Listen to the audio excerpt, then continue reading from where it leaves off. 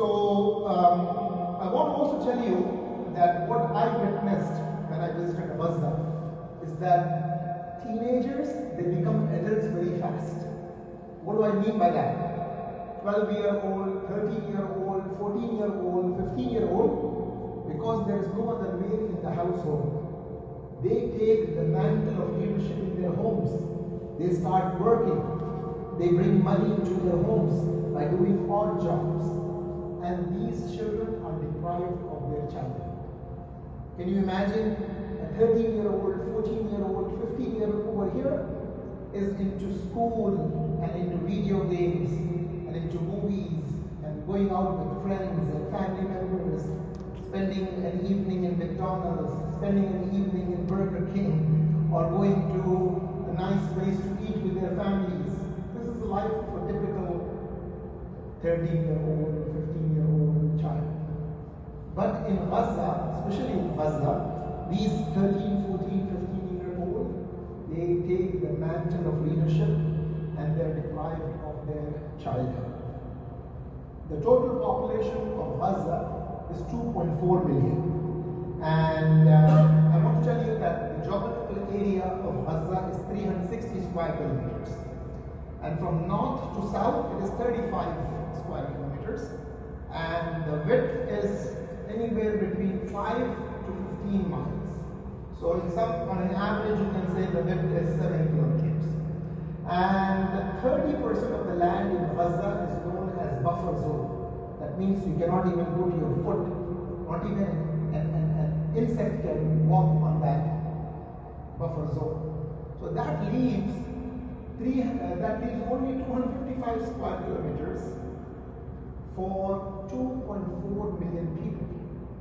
It is one of the most crowded places on earth, where some areas it is difficult to even cross each other. So if you go into by-lanes in the refugee camps, and then there is a small lane, and the other person has to wait before you cross, or you have to wait until he crosses, because two people cannot cross at the same time. That's how narrow the lanes are in Gaza. So this is the life of people who go through these challenges every single day. A large number of the population of Gaza was forced from Ascalon and Deir Saba area. The original 25-30 years back, the population of Gaza was only 600,000. But 1.8 million people were made refugees and were forced from areas such as Ascalon and Deir Saba and were forced into this area. In just last 2 weeks, we have seen 5,791 Palestinians killed, out of which 2,360 were little children and 1,292 were women, and they were 1,200 elderly men and women. So this is the human tragedy that we are seeing unfolding in front of our eyes. And also in this recent tragedy, more than 19,000 people are seriously injured. This morning I spoke to a representative from the Palestinian Red Crescent and Red Cross Society. So in Palestine, the head of the Palestinian Red Cross and Red Crescent Society is a Pakistani whose name is Faisal Mahbub. Faisal Mahbub is a Canadian who has been with the Red Cross and Red Crescent Society for over 30 years. His family lives in Ottawa, but he has traveled to more than 153 countries. And he has delivered aid in 71 countries. So today, he is the head of the Palestinian Red Cross and Red Crescent Society. You know, this is, again, a reminder for all of us what Allah says in the Holy Quran.